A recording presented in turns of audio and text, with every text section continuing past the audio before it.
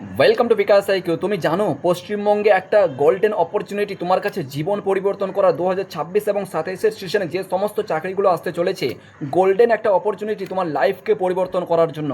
কারণ ইতিপূর্বে আমরা দেখেছি আমাদের বিধানসভাতে টোটাল 1 লাখ ভ্যাকেন্সির কথা বলা হয়েছে। মানে পশ্চিমবঙ্গে 1 লাখ শূন্য পদ নিয়োগ করা হবে, 1 নম্বর কথা। 2 নম্বর কথা হচ্ছে কি, গ্রাম পঞ্চায়েতের ক্ষেত্রে প্রায় 11,000-এর উপর ভ্যাকেন্সি নিয়োগ করার কথা বলা হয়েছে। এরপর কি রয়েছে স্যার, যে আমাদের আইসিডিএসের ক্ষেত্রে 16,000 ভ্যাকেন্সির কথা বলা হয়েছে।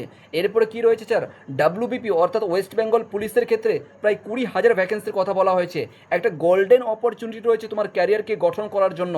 এখন থেকে প্রিপারেশন শুরু করো। সম্পূর্ণ এক্সাম ওরিয়েন্টেড ক্লাস তোমাদের সামনে উপস্থিত করছি আমরা বিকাশ সাইকোর তরফ থেকে, বিকাশ সাইকো ইনস্টিটিউট তরফ থেকে। প্রত্যেকটা বিষয় কিন্তু খুঁজতে খুঁজতে কিন্তু তোমাদের সামনে এখানে কিন্তু এক্সাম ওরিয়েন্টেড ক্লাস উপস্থিত করা হচ্ছে। মনোযোগ সহকারে তোমরা ক্লাসগুলো করবে। আর অবশ্যই তোমরা যদি ইউটিউবে দেখো অবশ্যই সাবস্ক্রাইব করে নেবে, এবং ফেসবুকে দেখলে অবশ্যই আমাদের এই পেজটি ফলো করে নিবে। ঠিক আছে, চলো স্টার্ট করা যাক। প্রথমত কি রয়েছে, প্রথম যে চ্যাপ্টারটা রয়েছে গ্রাম পঞ্চায়েতি ব্যবস্থা। এই গ্রাম পঞ্চায়েত ব্যবস্থা শুধুমাত্র গ্রাম পঞ্চায়েতের পরীক্ষায় নয়, এখানে তোমার ডাব্লিউবিসিএসে আসা কোশ্চেন, ডাব্লিউবিপিতে আসা কোশ্চেন, আইসিডিএসে আসা কোশ্চেন। এক কথায় পশ্চিমবঙ্গের আন্ডারে যে সমস্ত পরীক্ষাগুলো হচ্ছে, প্রত্যেকটা চাকরি পরীক্ষার ক্ষেত্রে কিন্তু ভীষণ ইম্পর্টেন্ট পঞ্চায়েতি ব্যবস্থা এবং কর্পোরেশন ব্যবস্থা। ঠিক আছে, পঞ্চায়েত এবং কর্পোরেশন ভেরি ভেরি ইম্পর্টেন্ট প্রত্যেকটা চাকরি পরীক্ষাতে ক্ষেত্রে। সেই জন্য কিন্তু মনোযোগ সহকারে ক্লাসটা করবে। মাত্র 10টা কোশ্চেন দেখবে, মডেল কোশ্চেনগুলো কীভাবে উপস্থিত করছে, মাত্র 10টা কোশ্চেন। আর কোথাও না কোথাও কিন্তু এই 10টা কোশ্চেনের মধ্যে যে কোনো 1 থেকে 2টো কোশ্চেন কিন্তু কমন পাবেই। দেখে নেবে আর কি। স্টার্ট করা যাক। প্রথমত কী রয়েছে স্যার, পশ্চিমবঙ্গের ত্রিস্তর পঞ্চায়েত ব্যবস্থা নির্মিত। ঠিক আছে, সর্বনিম্ন স্তর কোনটি? তাহলে এটা হয়ে যাবে সর্বনিম্ন। যদি বলে তাহলে গ্রাম পঞ্চায়েত, এই টার্মটা মনে রাখবে, এই শব্দটা মনে রাখবে। ঠিক আছে, ত্রিস্তর পঞ্চায়েত। তাহলে ত্রিস্তর পঞ্চায়েত মানে কি জানো? 3টা স্তর পঞ্চায়েত। তাহলে প্রথম হয়ে যাচ্ছে কি গ্রাম পঞ্চায়েত, 1 নম্বর হচ্ছে কি পঞ্চায়েত সমিতি, সরি 1 নম্বর হয়ে যাচ্ছে আমাদের গ্রাম পঞ্চায়েত, 2 নম্বর হয়ে গেল আমাদের পঞ্চায়েত সমিতি, 3 নম্বর হয়ে গেল আমাদের জেলা পরিষদ। প্রত্যেকটা কিন্তু এখানেই উল্লেখ করে দিয়েছি, বুঝতে পারছো? তার মানে এটা হয়ে গেল গ্রাম পঞ্চায়েত 1, এইটা হয়ে গেল 2 নম্বর স্তর, আর এটা হয়ে গেল আমাদের 3 নম্বর স্তর। আশা করি বুঝতে পেরেছো। এখানে যদি প্রশ্ন দিয়ে দেয় তোমাদেরকে, ভালো করে মনোযোগ চাও, এইখানে যদি তোমাদেরকে প্রশ্ন দিয়ে দেয় যে ত্রিস্তর না দিয়ে তো ধরে রাখো দ্বিতীয় স্তর কোনটি, তাহলে কোনটা হবে স্যার? পঞ্চায়েত সমিতি হয়ে যাবে। যদি বলে দেয় যদি বলে দেয় যদি বলে দেয় যে 3 নম্বরের স্তর কোনটি, তাহলে কি হয়ে যাবে আমাদের সর্বস্তর, এটা কিন্তু সর্বনিম্ন কথা বলা হচ্ছে। আর সর্বোচ্চের যদি কথা বলে তাহলে আমাদের জেলা পরিষদ হয়ে যাবে স্যার। আশা করি বোঝাতে পেরেছি, এর বাইরে আর কোনো কোশ্চেন থাকবে না। ওকে, এরপর চলে এসো 2 নম্বর প্রশ্ন চলে এসো। হ্যাঁ, অবশ্যই কোশ্চেন থাকবে। কোন জায়গাতে থাকবে? ডাব্লিউবিসিএসে যখন পড়তে যাবে, যখন সিজিএলে পড়বে, তখন কিন্তু ভালো করে খুঁটিয়ে আরও পড়তে হবে। ঠিক আছে, আর এগুলো যেহেতু ছোটো মোটো পরীক্ষা, গ্রাম পঞ্চায়েত তোমার আইসিডিএস, এগুলো কি 8 পাস হলে তুমি এখানে অ্যাপ্লাই করতে পারছো। মাধ্যমিক পার লেভেলের কোশ্চেন হবে এখানে, মাধ্যমিক লেভেলে কোনো ডিপ কোশ্চেন হয় না, এটুকু প্রথমত মাথায় রাখবে। যারা 8 পাস করেছো গ্রাম পঞ্চায়েতে অ্যাপ্লাই করতে পারবে, মাধ্যমিক পাস হয়ে থাকলে তুমি গ্রাম পঞ্চায়েতে অ্যাপ্লাই করতে পারছো। তোমার তারপর রয়েছে আইসিডিএসে অ্যাপ্লাই করতে পারছো, ডাব্লিউবিপির জন্য পরীক্ষার প্রস্তুতি নিতে পারছো মাত্র মাধ্যমিক পাস করে। ঠিক আছে, তো মনোযোগ সহকারে ক্লাসগুলো করবে, আর অবশ্যই কিন্তু ফর্ম ফিল আপ করবে। আর হ্যাঁ, নোট নিতে চাইলে কিন্তু আমাদের এই নাম্বারে যোগাযোগ করতে হবে। মাত্র 70 টাকা স্যার, কিছুই নেই, মাত্র 70 টাকা। না কোনো মানে অ্যাডমিশন ফি লাগছে, না কোনো মান্থলি ফি লাগছে, না আর কোনো কিছু লাগছে। মাত্র 70 টাকাতে তোমার পুরো কমপ্লিট, কোনো মান্থলি ফি লাগবে না, কোনো কিছুই লাগবে না। ওকে, এরপর চলে এসো স্যার 2 নম্বরটা দেখো। সংবিধানের কোন অংশে, সংবিধান মানে কি আর্টিকেল, ঠিক আছে, কি বলা হচ্ছে, কোন অংশে পঞ্চায়েতি রাজ, ভেরি ভেরি ইম্পর্টেন্ট, পঞ্চায়েতি রাজ ব্যবস্থার কথা বলা হয়েছে? এইটা হয়ে যাবে আমাদের কত, পার্ট 11 হয়ে যাবে। আর্টিকেলটা বলবো স্যার, আর্টিকেল লিখে নাও, যেটাকে বাংলাতে ধারা বলা হয়, লিখে নাও 243। কত হবে? 243 থেকে শুরু হবে, 243 থেকে পুরো একদম 243-এর ও পর্যন্ত, সাব আর্টিকেল ও, ঠিক আছে, বা সাব ক্লোজ ও বলাতে পার। ঠিক আছে, সাব আর্টিকেল ও পর্যন্ত, মানে এটা আর্টিকেলের নাম রয়েছে। ঠিক আছে, তাহলে ও মানে 243 থেকে শুরু করে 243-এর ও পর্যন্ত যাবে। শুধুমাত্র বলেছে ডিফিনেশন অফ পঞ্চায়েত যদি কথা বলে, ঠিক আছে, ডিফিনেশন অফ পঞ্চায়েত, পঞ্চায়েতের সংজ্ঞা একমাত্র বলবে তোমার 243, আর কিছু বলতে হবে না। ঠিক আছে, এবার গ্রাম সভার কথা বলছে 243-এর এতে রয়েছে। তাহলে এই মতন করে গ্রাম পঞ্চায়েতের ব্যাপারে সমস্ত কিছু কিন্তু ভালো করে জানতে হবে। আর্টিকেল কত বললাম? 243 আর্টিকেল মানে ধারা। ঠিক আছে, তাহলে কত হচ্ছে? 243-এর ও পর্যন্ত যাবে। হ্যাঁ, এখান পর্যন্ত হচ্ছে কি আমাদের হয়ে গেল পঞ্চায়েতের ব্যবস্থা। এটা হচ্ছে পার্ট। ঠিক আছে, যেমন কি রয়েছে আমাদের প্রথম যে কনস্টিটিউশন রয়েছে, মানে সংবিধান যে রয়েছে, আমাদের সংবিধানের প্রথম পার্টে কী আলোচনা করা হয়েছে? ইউনিয়ন এবং টেরিটরির কথা বলা হয়েছে, মানে রাজ্য এবং কিসের কথা বলা হয়েছে?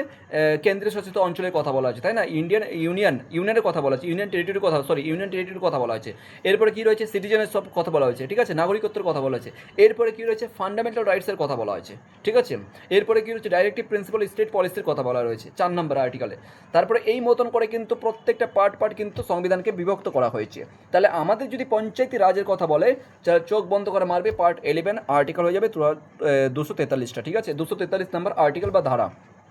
আরেকটা কোশ্চেন স্যার এখান থেকে আসবে, আরেকটা কোশ্চেন কি, কত নম্বর তপশিলিতে অ্যাড করা হয়, যেটাকে আমরা শিডিউল কাস্ট বলি। তাহলে এটা পঞ্চায়েতই হয়ে যাবে আমাদের 11 নাম্বার। এই যে পার্ট এবং শিডিউল দুটোই কিন্তু সেম, তাহলে ওটাও বলে দেবে 11, ঠিক আছে, 11 নাম্বার কত শিডিউলে আলোচনা করা হয়েছে। আর যদি এখান থেকে একটু যদি এক ধাপ এগিয়ে যাই, যদি বলে দেয় মিউনিসিপ্যালিটিস, অর্থাৎ যদি বলে যে কর্পোরেশন, তাহলে হয়ে যাবে আমাদের 12 নম্বর কি 12 নম্বর তপশিলিতে আলোচনা করা হয়েছে। আশা করি বোঝাতে পেরেছি।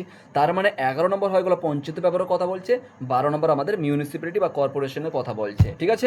এরপর চলে এসো আমাদের 3 নম্বর কি বলছে স্যার, কোন কমিটি স্থানীয় শাসক কি বলছে, স্বশাসনের জন্য সুপারিশ করেছে, ঠিক আছে, স্বশাসনের, একটু চোখের পাওয়ার বাড়াতে হবে, চোখের পাওয়ার না, চশমার পাওয়ার বাড়াতে হবে, ঠিক আছে, এই একটা বিষয়। তাহলে এটা হচ্ছে তোমার Balwant Rai Mehta committee, very very important. মানে কোন কমিটির দ্বারা এটাকে অ্যাপ্লিমেন্ট করা হয়েছে বা নিয়ে আসা হয়েছে যদি বলা যায়, তাহলে বলবৎ রায় মেহতা কমিটি।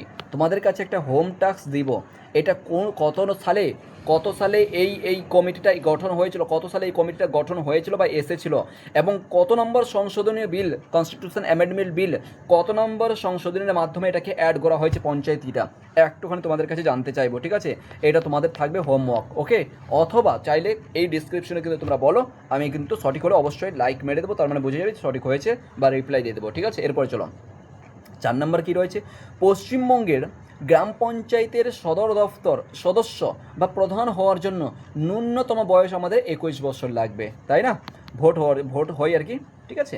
এরপর চলে এসো 5 নম্বর কী বলছে স্যার, 5 নম্বর হচ্ছে গ্রাম পঞ্চায়েতের, 5 নম্বর হচ্ছে আমাদের যে গ্রাম পঞ্চায়েতের যে আয় একটি প্রধান উৎস, মানে গ্রাম পঞ্চায়েতের যে আয়, যেটাকে কর বলা যেতে পারে, ঠিক আছে, মানে আয় যে করছে পঞ্চায়েতটা কোথা থেকে করছে, জমির কর রয়েছে, জমি বাড়ি ও সম্পত্তি কর, ঠিক আছে, জমি বাড়ি ও সম্পত্তি, এই তিনটা হবে, ঠিক আছে। আয়কর হবে না, কর্পোরেশন কর হবে না, কর্পোরেশনে ওগুলো নেই, ঠিক আছে, পঞ্চায়েতের কথা বলা আছে এখানে। তাহলে পঞ্চায়েত মানে কোথায়, ভিলেজ লেভেলে থাকে, তাই না? তাহলে ভিলেজের ক্ষেত্রে কী থাকে, ভিলেজে মানে গ্রাম থাকে, সম্পত্তি, ঠিক আছে, বাড়ি গাড়ি, এই সমস্ত ক্ষেত্রে কিন্তু ওখান থেকে আয় করে এটা, ঠিক আছে। এরপর চলে আসবো আমরা 6 নম্বর কোশ্চেন কি রয়েছে, পঞ্চায়েতের কি বলছে, পঞ্চায়েত ব্যবস্থার দ্বিতীয় স্তরকে বলা হয়, এই যে দেখো বলে আসতাম না এখনই, প্রথম স্তরকে বলো কি বলে, পঞ্চায়েত ব্যবস্থা বলে, তাই না? এই যে দেখো এখানে বলো সর্বনিম্ন, ওই একই কথা, প্রথম স্তর বলো অথবা সর্বনিম্ন বলো না কেন, একই কথা। দ্বিতীয় স্তরকে পঞ্চায়েত সমিতি বলে, আর তৃতীয় স্তরকে জেলা পরিষদ বলে, হয়ে গেল, আর কিছুই তো নাই, তাই না? বাস, এরপর চলে এসো, পশ্চিমবঙ্গের সর্বপ্রথম পঞ্চায়েতে আইন তোমার বিধিবদ্ধ হয়েছিল, তার মানে তোমরা সালটা পেয়ে গেলে, যেটা তোমাকে কোশ্চেন করলাম সেটা আর কি পেয়ে গেলে, কিন্তু একটা এখনও পাইনি, কত নম্বর অ্যামেন্ডমেন্ট, ঠিক আছে, এটা বলো কিন্তু। 8 নম্বরে দেখো কি রয়েছে, গ্রাম পঞ্চায়েতের মিটিং কতদিন অন্তর হয়ে থাকে বা অনুষ্ঠিত হয়ে থাকে, 1 মাস অন্তর হয়ে থাকে, ঠিক আছে। 9 কি বলছে, কে ভারতের জন্য পঞ্চায়েতি রাজ ব্যবস্থার প্রবর্তক, ভেরি ভেরি ইম্পর্টেন্ট, এক কথা বলতে হয় ফাদার অফ পঞ্চায়েতি সিস্টেম, পঞ্চায়েতি ব্যবস্থা যা বলো না কেন, ঠিক আছে, পঞ্চায়েতি ব্যবস্থার ফাদার কাকে বলা হয়, ঠিক আছে, বা এক কথা বলা যায় প্রাক্তন বা ব্যবস্থা কে করেছিলেন, এটার জন্য আমাদের সঠিক উত্তর হয়ে যাবে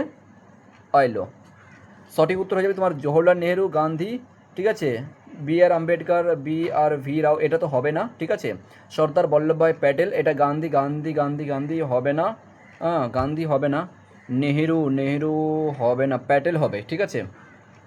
এটা একটুখানি কনফার্ম করো, ঠিক আছে, এটা একটুখানি কনফার্ম করো আমাকে, অথবা সর্দার বল্লভভাই প্যাটেল, অথবা এটা হবে, ঠিক আছে, আমি পিন করে দেবো, ঠিক আছে, সঠিকটা দেখে একটুখানি পিন করে দিচ্ছি। এরপর চলে এসো 10 নম্বরটা কী বলছে, 10 নম্বর হয়ে যাচ্ছে আমাদের পঞ্চায়েতি রাজ দিবস কবে পালন করা হয়, ভেরি ভেরি ইম্পর্টেন্ট, ঠিক আছে, পঞ্চায়েতি রাজ দিবস কবে পালন করা হয়, 24শে এপ্রিল।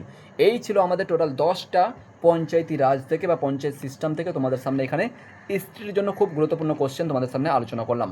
পরবর্তী ক্লাসে আমরা জেনারেল নলেজে উপস্থিত করবো। এখানে কী কী থাকবে স্যার? জেনারেল নলেজ থেকে ইতিহাস থাকবে, ভূগোল থাকবে, প্রত্যেকটা কোশ্চেন কিন্তু আলোচনা করা হয়েছে। আর এটা কী রয়েছে স্যার? এটা ডেমো পিডিএফ। এই পিডিএফটা যদি নিতে চাও তাহলে এই নাম্বারে হোয়াটসঅ্যাপ করতে হবে। দেখতে পাচ্ছ যে বিকাশ IQ ইনস্টিটিউটের যে এই নাম্বার রয়েছে হোয়াটসঅ্যাপে, একমাত্র হোয়াটসঅ্যাপ, নো কল, ঠিক আছে? এই নাম্বার হোয়াটসঅ্যাপ করলে কিন্তু এই পিডিএফটা সম্পূর্ণ ফ্রি অফ কস্ট ডেমো হিসাবে প্রোভাইড করা হয়।